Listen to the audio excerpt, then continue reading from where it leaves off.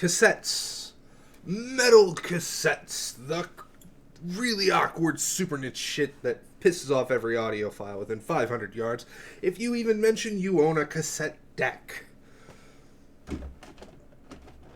I store my cassettes in magic bundle boxes. I guess they're fat pack boxes.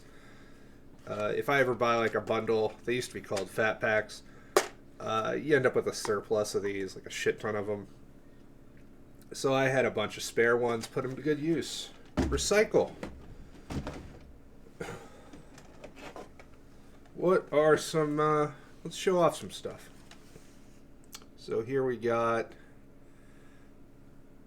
Death's Scream Bloody Gore. The glare on this plastic's not going to be very helpful. I got most of the Death library on cassette because it's kind of how I found them. One of the things that I like doing, and I've done with a couple of these, because these were reissues, they came in these weird, thin, frail cassette boxes. And I found some old cassettes at like a thrift store of like Mozart and, you know, shit that nobody's really after and isn't really sought after or wanted. And I'll swap out, like this is one of the newer cases, and it feels really flimsy and thin, and the edges are rounded, and it feels too safe. It feels too not 1980s. Then we got Human here. So if it's a particular release that I like, I will swap out the case with something else. Big fan of that. Big fan of how that felt as a kid. And cassettes these days, like this guy right here, it's just so flimsy. This is a local band, Animated Dead. These guys are from near my place. Death metal. Really cool red. Much like everything else, you can make it cool. You can do red and stuff. Like, there's a way to break up the uniformity that like CDs are notorious for having. Here's a fun one that I had found. This is a French band. Oh god, that really doesn't like it. This is The Negation. Paths of Obedience. It's been a minute.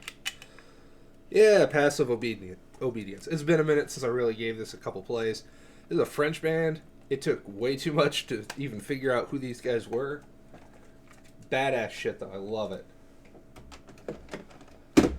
Let's go through another stack here because we got more. This one's a little bit more classically inclined and a little less avant-garde, so to speak. I've got 3 of the big 4 debuts. We've got Kill 'Em All.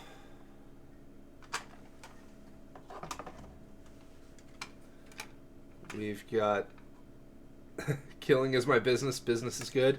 This is the original Combat release. So it's got that version of Boots. This is a reissue of Slayer's Show No Mercy.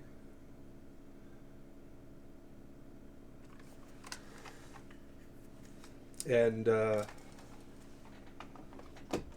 I don't have Anthrax. I need to find a way to give a fuck about Anthrax before I can buy Anthrax, so no hate, just indifference.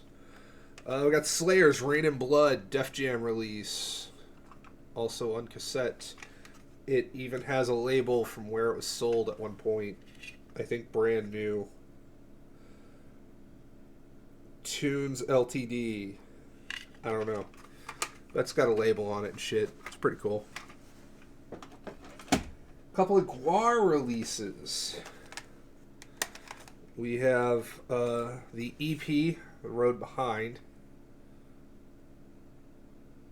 This light's kind of awkward, but there's The Road Behind. And their most recent release, because these are starting to make a popular thing. Like, they're a neat little collectible. They're the Funko Pop almost, in a way. because most people don't have cassette players. We've got the new album, The New Dark Ages, on cassette, and it's got a neat little label. I did not like this album as much as Blood of Gods. I think Blood of Gods was a fantastic album. I've yet to actually own a physical copy of it right now, but I loved it. I would like to get it sometime soon. We got Municipal Waste, Slime and Punishment. My eyes are going out. That's why I wear these glasses. It's not to try to look cool, it's because I'm going blind. Slime and Punishment, Municipal Waste, good old-fashioned thrash. I love some of this shit whenever it's carefree. Metal music doesn't always have to be serious. Like, have some fun. We got Rob Zombie's Stupidly Long. The guitar injection Band-Aid, or Bong-Aid, I don't know, Bong-Aid Eclipse Conspiracy. Whenever he started doing these stupid long ones. I tried to get this on 8-track because they had a limited release of this, like 25 in black and 25 in red, and I wasn't able to get it in time. But I like the purple cassette with the bats. That's pretty badass. Another reissue. This was the first one. I also rehoused the case too. We got Iron Maiden's Number the Beast. It's a reissue. This was the first time that I had encountered the new cases, the wimpy cases. I'm gonna call them wimpy cases because they're wimpy. And I was like, this for $25 that's what this went for. This deserved a premium goddamn case. I'm not exactly happy with this. It feels very, what's a good way to put this? What's a very diligent way to put this? This feels very Rolling Stones of them, where they're just making a shit ton of money off of a stupid cash-in. Is it a good album? Yes. It's not Somewhere in Time, but it's good. But is it $25 for a fucking cassette good? I don't think so.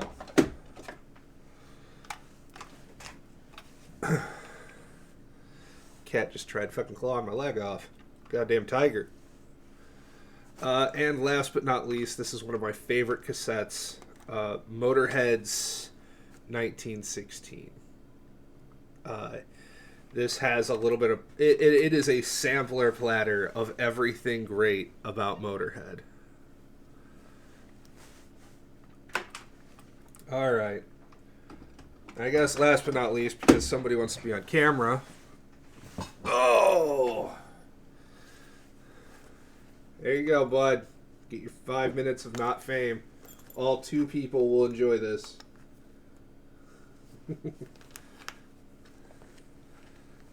Ugh. And last but not least, for the metal stuff, we have Sleep.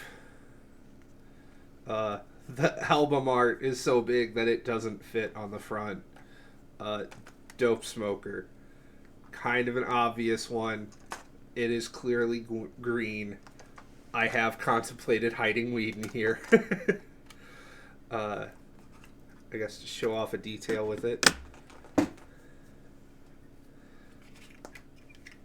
Ugh.